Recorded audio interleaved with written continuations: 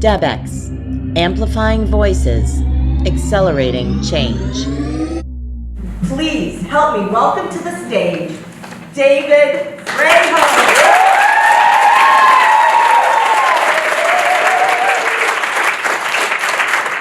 So, this month, 33 years ago, this was part of the process that got me here.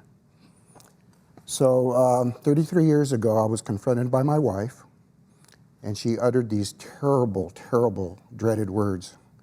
"We need to talk." I said, "Oh shit, yeah, this isn't going to be good." So roughly defined what that meant was that she was going to talk and I was going to listen. But my ability to dissociate, my ability to numb out was an art form. So much of her content of what she shared, I didn't hear. And it was pretty much the same kind of stuff that we'd been talking about, that she'd been talking about for years. So it really wasn't nothing new. So as this monologue went on, I did hear something. And what I heard was, "You're sick and you need help." And then I heard another voice. And it said, "I know." And it was mine. A few days later, we walked into a facility not far from here, actually. Went into an office, and I was asked to, what looked like to me, to take a test. And I have massive test anxieties. I didn't do well in school. I probably graduated in the low 5% of my class in high school. I didn't know I was dyslexic until after just a few years back. So I actually thought I was stupid. But I went ahead and took the test. And I aced this test. It's probably the best grade I ever got on a test. The reality was that it qualified me to be an addict alcoholic. Son of a bitch. You know, and so who was sitting right next to me? Well, was my wife. Damn it, you know? And I wanted so much to be angry with her that she was right. But what I realized, and what I will always honor, is it was her that motivated me into starting my recovery and my healing. So I walked into a treatment center. I was exhausted, emotionally and mentally broken. Depression was killing me. I hated myself. Let me say that one more time. I hated myself. After my wife and small children left, I was alone, and I wanted to stay that way. So I avoided everybody that was in the facility there. So I walked around and I saw a whiteboard and people had been writing things on it and stuff. And so I walked up there and trying to avoid, and I saw this one quote from Jimmy Buffett. It said, "We are the people our parents warned us about." And I said, damn, what in the hell have I done to myself? It's only going to get better, because now that night there was a speaker, and he came in and he started talking, and again, I don't remember a damn thing he said, other than the fact, and I've talked about this over the years, I don't even actually know if he said this, but this is what I heard. "You're not the person that you were when you were drinking and using, and you're not the person now that you are capable of being." And I only assumed that he thought that was a warm and fuzzy comment. It wasn't for me. Because what I realized is I had absolutely no idea who I was, and I drank and used for 20 years to not deal with the first 12. This hot electric current started at the top of my head and worked its way down my entire body, and it was terror. I would discover that I was more than likely born clinically depressed, and I was affected in my mother's womb. My parents were very, very loud and violent, but it was the silence that was deafening, because I knew it wasn't going to last. So the loud violence and the silence were terrifying for me, and I carried that most all my life. But somehow I learned how to survive. I did. I got by. But I didn't know that at the time, because that was just my normal. And what I started to realize, my drinking was my normal. And more than likely, my drinking saved my life. But it was terrible for the quality of life related to relationships, but especially for the relationship with myself. Remember what I said before, I hated myself.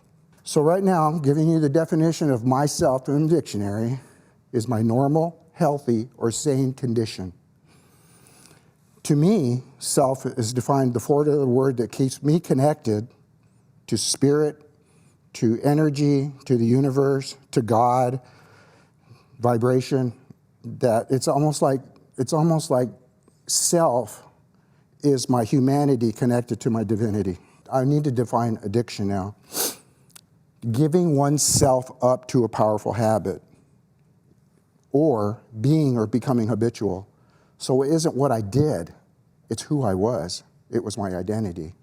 Out of the 33 years that I've been in recovery, probably 20 of those years I considered suicide. And now I realize, had I done that any time before now, I would have been murdering the wrong identity. So I asked this question to be considered as a possibility or maybe a probability, that many of the emotional and mental disorders that we try to label as dis-ease really be our bodies just desperately trying to recalibrate itself into the true self that we are. That the fear, discomfort, comes from the resistance that we have of not letting go and redefining the only identity we've ever known. Who will I be if I let go of the identity that I created that's based in my past, especially when that's based in trauma? There have been many people who think my greatest accomplishment has been clean and sober over the last 33 years. And as difficult as that may have been, it's nothing compared to the bone-crushing depression that I've adopted healing with. The effects, the depression that I've carried most all my life. So for years, people would ask me, what tribe are you from? And are you a healer? And I've resisted those questions for many years. And in relationship to being a healer, most people just were asking because they want you to fix them, and that's not me. So this is how I can respond now. I'm an indigenous member of the human tribe of the universal nation, and I am a healer. I'm a healer of self.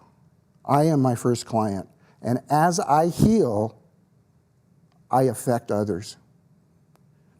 And I'm practicing not being attached to that.